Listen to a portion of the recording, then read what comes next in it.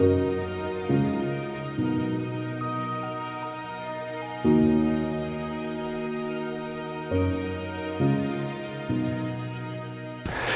Super France, c'est un mouvement décentralisé qu'on a créé pour 3 sujets, l'emploi, l'emploi et l'emploi. Il n'y a rien d'autre dans Super France, tout le reste découle de cette problématique de créer des emplois. On sait qu'on est entré dans une des pires crises de l'histoire, devant la crise de 2008. C'est pas une fatalité, en réalité on peut s'organiser pour créer un maximum d'emplois en France. C'est un mouvement qui est volontairement girondin, c'est-à-dire décentralisé. On n'attaque surtout pas à Paris, on attaque en province d'abord.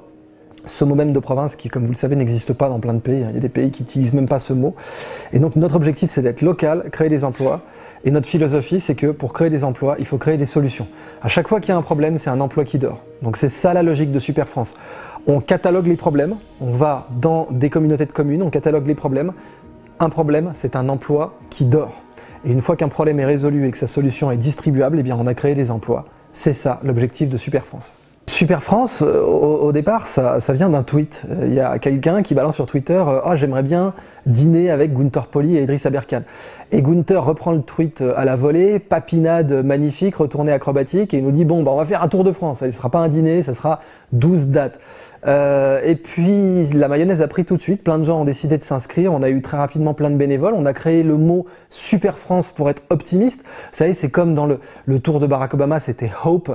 Nous, on voulait dire, voilà, la France, c'est une superpuissance d'un point de vue culturel, économique, elle dort simplement, elle s'est endormie dans la morosité, mais il y avait cette référence à Super Dupont aussi, hein, voilà, le côté du super-héros français qui ronchonne mais qui a quand même des super pouvoirs.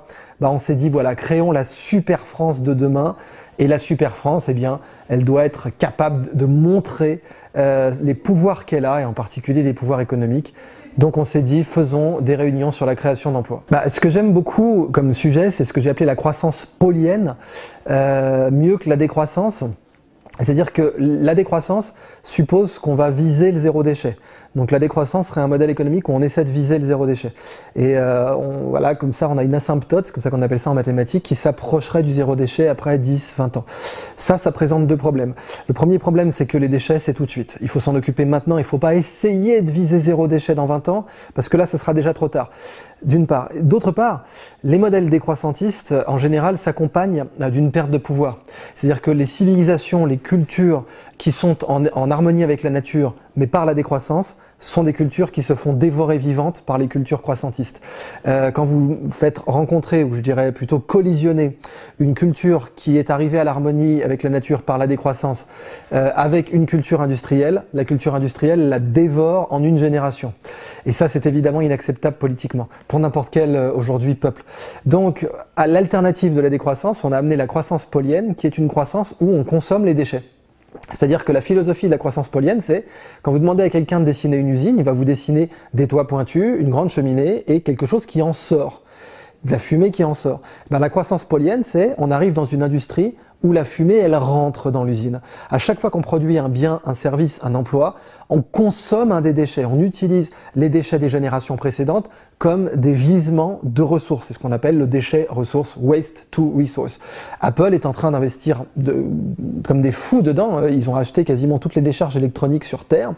Et donc, on voit que les signaux faibles sont en train de devenir des signaux forts, que même des boîtes qui pèsent comme Apple à 1500 milliards de dollars en bourse comprennent qu'il y a certains déchets qui sont en réalité des ressources. La croissance paulienne a juste comme idée d'en faire une règle générale, c'est-à-dire que plus aucun emploi ne peut être créé sans qu'on consomme des déchets du passé. Et ça, c'est beaucoup plus puissant que la simple décroissance parce qu'on attaque tout de suite les déchets et on n'essaie pas de faire du déchet zéro plus tard, on fait du déchet négatif tout de suite. On consomme les déchets. Ça, c'est le message clé de Super France. Je crois qu'on est obligé au XXIe siècle de réconcilier économie et écologie. Quand je dis réconcilier, c'est vraiment dans le terme étymologique parce qu'il n'y a pas eu d'opposition au départ entre nature et économie. Le mot économie vient est voisin de écologie. En fait, c'est le même éco qui veut dire terre habitée en grec oikos.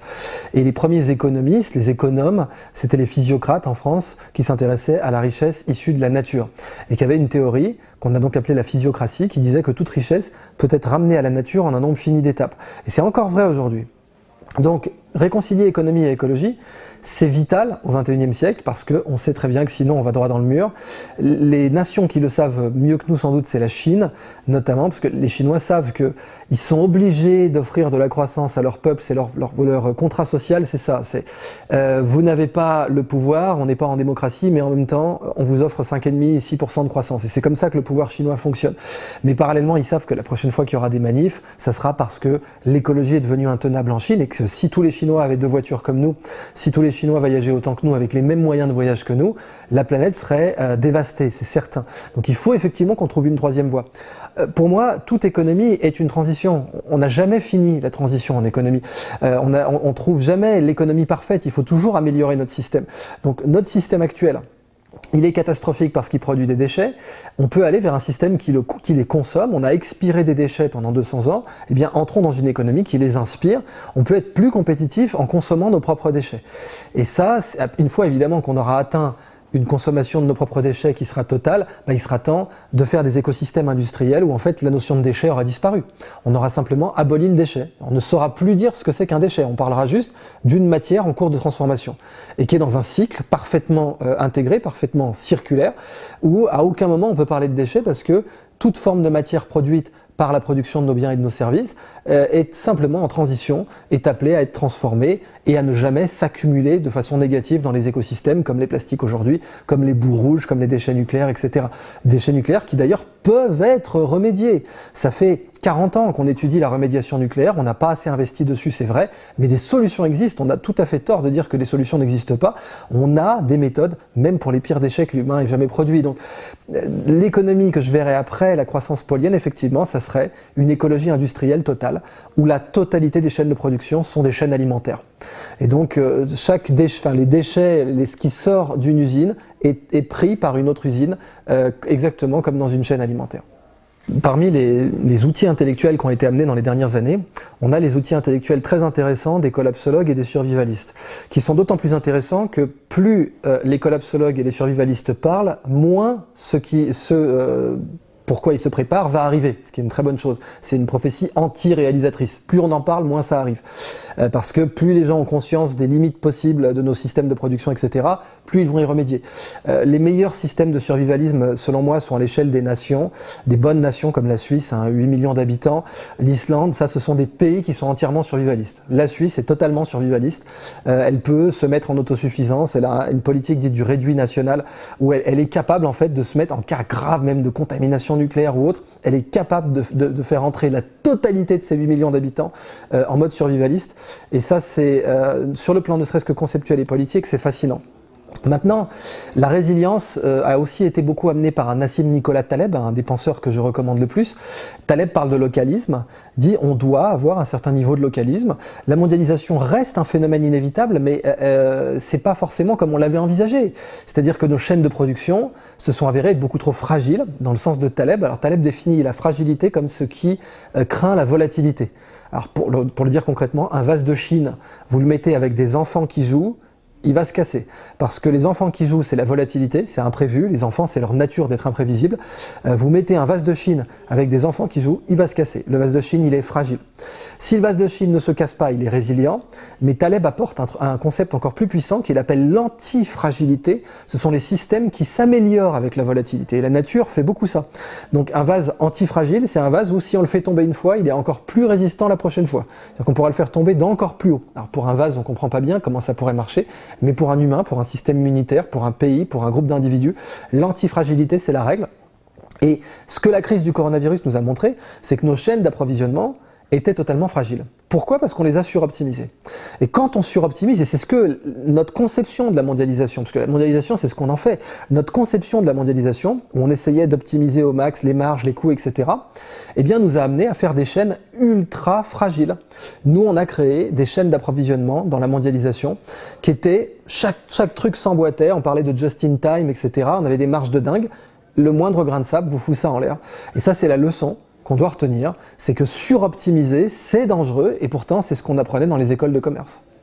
On oublie souvent que la démocratie, c'est pas seulement le pouvoir au peuple comme principe fondamental, c'est participer à la société et impacter la société. Aujourd'hui, on a une société qui est qui est malheureusement de plus en plus passive et qui subit soit les assauts du marketing ou ce qu'on veut pour elle, ce qu'on a jugé bon pour elle. Et donc en réalité, l'expression démocratique de la liberté, dans une société de consommation, elle va nécessairement toucher aussi à la consommation. Nos choix de consommation, nos choix de désir participent de notre expression démocratique de notre liberté. Donc c'est pas seulement voter. Aujourd'hui on vote avec son portefeuille. On sait que selon les produits qu'on achète, si on a décidé de favoriser tel ou tel producteur local ou pas, on a un impact sur la société dont on est un constituant et dont on subit ou dont on connaît les conséquences. Pas forcément subir d'ailleurs, on peut s'enrichir des conséquences de notre impact sur la société. Donc aujourd'hui on vote avec son portefeuille, de plus en plus, c'était déjà le cas dans les années 50, hein, mais c'est encore plus le cas aujourd'hui. Donc oui, la façon qu'on a de se vêtir, de se nourrir, d'interagir. On sait par exemple que les GAFAM ont un pouvoir énorme aujourd'hui parce qu'ils ont une intermédiation. Et c'est cette intermédiation qui les rend puissants. Leur service de confiance pour Facebook, pour Wikipédia, pour Google, les rend puissants et du coup leur permet d'utiliser cette puissance contre nous. Comme vous le savez, si c'est gratuit, c'est que c'est vous le produit. Ce qui fait que Airbnb est aussi riche, c'est qu'ils sont un intermédiaire de confiance parce qu'avant eux, les gens n'arrivaient pas suffisamment à se faire confiance. Il y avait des sites qui permettaient de se louer des appartements entre particuliers, mais il y avait trop d'arnaques dessus, comme Craigslist. Et du coup, Airbnb a gagné beaucoup d'argent en ayant ce tiers de confiance. Eh bien, on pourrait créer aujourd'hui avec des outils open source, avec les blockchains, des systèmes que j'ai appelés dans mes travaux lincolniens, parce qu'Abraham Lincoln a eu cette fameuse phrase « du peuple, le gouvernement du peuple, pour le peuple, par le peuple ». Le gouvernement du peuple, pour le peuple, par le peuple. Et lincolnien, tout système qui est du peuple, par le peuple, pour le peuple. En France, bien entendu, on a Étienne Chouard qui a fait beaucoup de grands travaux sur le sujet et que j'encourage énormément parce que c'est la lecture de ses travaux sur les ateliers constituants vaut vraiment le détour. Et c'est lincolnien, du peuple, par le peuple, pour le peuple. Il faut continuer ça aussi en matière de choix de consommation, en matière peut-être de choix marketing ou autre, et les blockchains, encore une fois, pourraient nous permettre demain de faire un Google du peuple pour le peuple par le peuple, un Facebook du peuple pour le peuple par le peuple. On n'aurait plus besoin d'un intermédiaire qui s'enrichit, on pourrait utiliser simplement des blockchains pour le faire, vaste programme. En fait, l'économie bleue, c'est juste de l'économie bio-inspirée. Donc c'est effectivement une économie qui essaye à produire comme la nature, aussi bien. C'est très ambitieux, on n'y est pas encore, on peut s'en inspirer étape par étape, mais la nature, c'est de très loin le meilleur producteur de richesse que l'on connaisse. On ne connaît pas de producteur de richesse aussi efficace énergétiquement, aussi diversifié. La nature produit beaucoup plus de richesse que nous en réalité.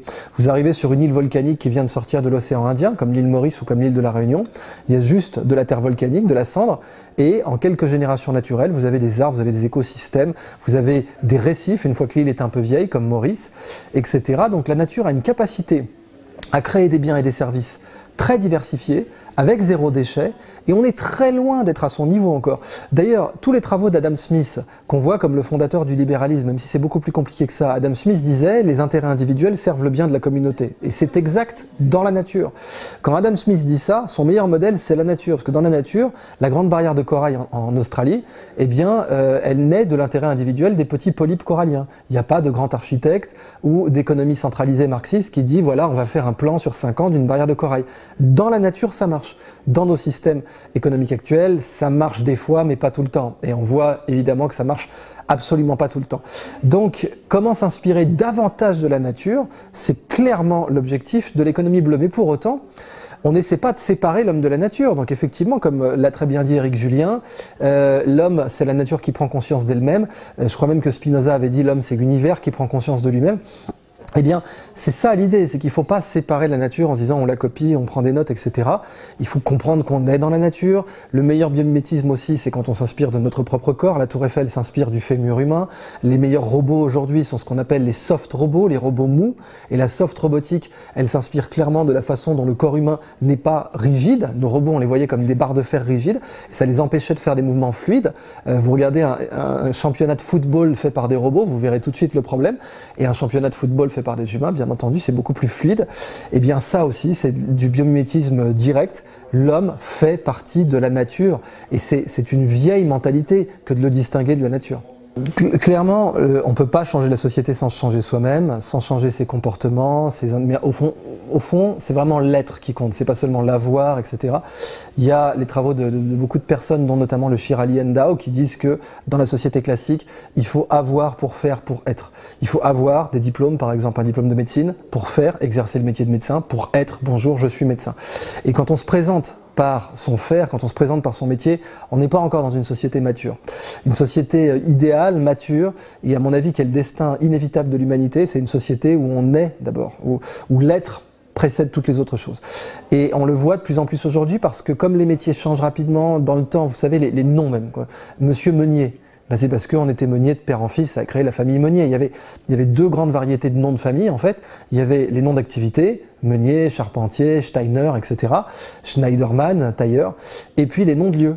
Voilà, vous êtes de tel endroit. Et c'était comme ça qu'on se définissait. Les noms de lieux ont cédé au nom de métier. Donc on a pu passer de la colline ou j'en sais rien à Charpentier ou Steiner.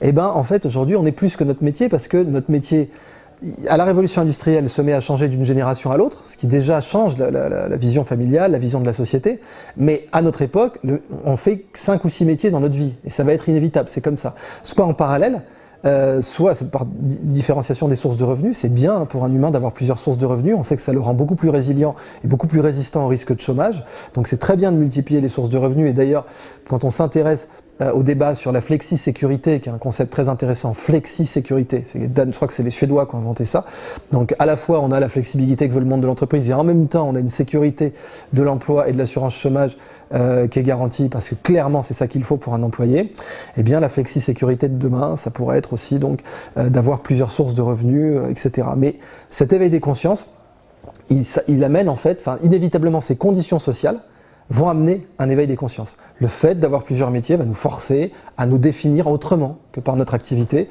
et partant à essayer de trouver un sens à notre vie qui ne soit pas seulement notre métier. Et ça, à mon avis, c'est une vague inévitable. Beaucoup de philosophes l'avaient prédit, les Kali Yuga, les âges, etc. Que c'était comme ça, que l'humanité a différents âges. Guénon en avait beaucoup parlé. Bah oui, c'est quelque chose qui, à mon avis, est inévitable, même sur le plan matériel. Et même si je ne suis pas un matérialiste historique, je pense bien qu'il y a une Zeitgeist, un esprit de l'histoire, comme Hegel.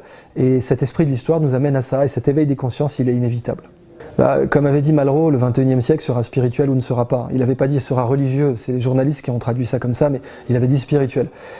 Le grand problème des 2 derniers siècles, c'est pas capitalisme contre communisme, c'est matérialisme. Le capitalisme et le communisme sont matérialistes tous les deux. Et on peut les renvoyer dos à dos comme ça. Le fondement du marxisme, c'est le matérialisme historique. Et qui est chez Engels et chez Marx, mais qui n'était pas chez Hegel. Hegel, pour lui, il y avait vraiment une Zeitgeist, donc un esprit de l'histoire. C'était exagéré de dire qu'il n'y a que ça. Évidemment que les humains, leurs conditions matérielles de vie, de production sont très importantes. Évidemment, c'est quelque chose qu'on ne peut pas nier et on ne peut pas du tout renier Marx pour ça. Il avait compris que les rapports de production sont essentiels au développement de l'histoire.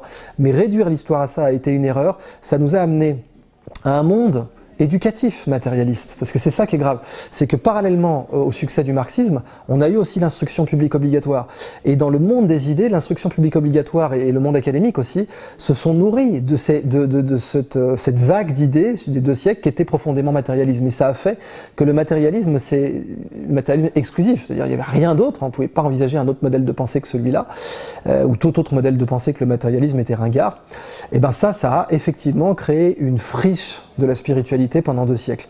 Et cette friche de la spiritualité, elle nous a mené à l'absurdisme de Camus, à l'existentialisme déjà de Sartre, qui reste matérialiste, mais qui se rend compte que, merde, qu'est-ce que ça fait quand je suis juste matérialiste et que je me rends compte que je vais mourir, alors que j'ai une conscience, bon, la crise postmoderne, tous ces trucs-là.